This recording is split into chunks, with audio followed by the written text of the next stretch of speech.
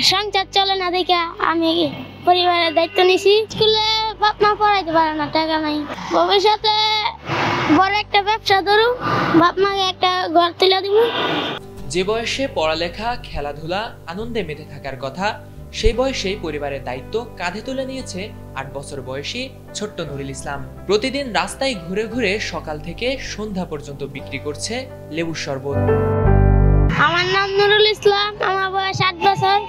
আমার বাবা ফুলের কাজ করে, সংসার চলে না, এখানে আমি বাধ্য হয়ে শরবত বেশি রাস্তাঘাটে।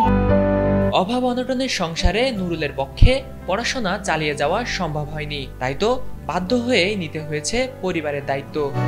পরিবারের দায়িত্ব লিয়ে লইছি, আগে কষ্ট থেকে লইয়া লইছি বাধ্য হয়ে। এই যে বাপে কাজ করে, সংসার চলে না দেখে আমি পরিবারের দায়িত্ব নিছি। আমার বাপের যা কামায় তা হয় না। শরবতের পাশাপাশি নুরুল ইসলাম বিভিন্ন মৌসুমী ফলও বিক্রি করে থাকেন।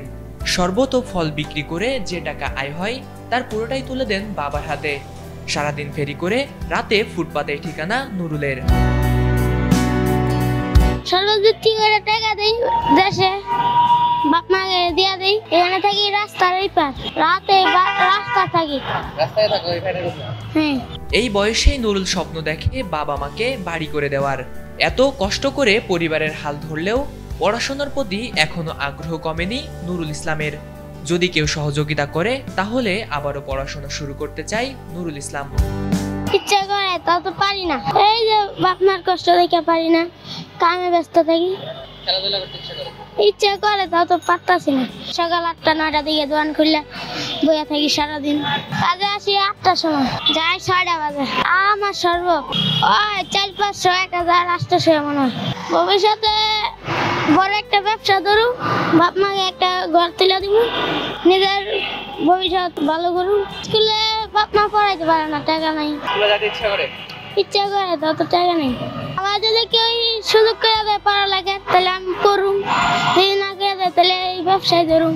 ইচ্ছা করলে তো হয়, শখ করলে করছি, হয় নাই। শখ কি করলেই হয়, বাবা মা যদি না করে তাহলে কেমন? না করতে পারলে করুন যে ইচ্ছা, এখানে আমি ব্যবসা করি। এত ছোট্ট বয়সে দায়িত্ববোধ, পরিবারের প্রতি নিঃস্বার্থ ভালোবাসা আমাদের মনে করিয়ে দেয় পরিবারের মুখে হাসি ফোটাতে নিজের ঘাম ঝরানো হতে পারে এক অসাধারণ ভালোবাসার গল্প।